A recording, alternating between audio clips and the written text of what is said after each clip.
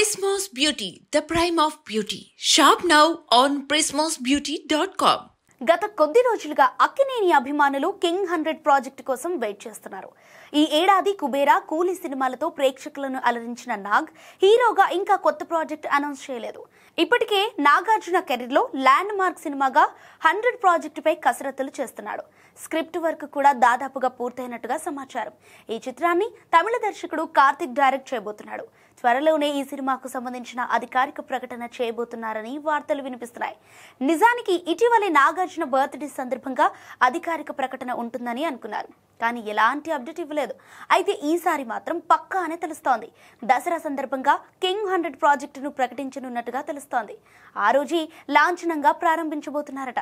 అంతేకాదు, ఈ movie release target కూడా ఫిక్స్ అయినట్టుగా తెలుస్తోంది.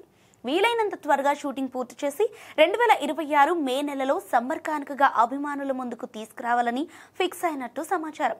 అంటే వచ్చే ఏడాది సమ్మర్లో అక్కినేని ఫ్యాన్స్ రచ్చ మామూలుగా ఉండదని చెప్పాలి. అయితే కింగ్ సైడ్ నుంచి అఫీషియల్ అనౌన్స్మెంట్ వస్తే గానీ ఈ విషయంలో క్లారిటీ రాదు.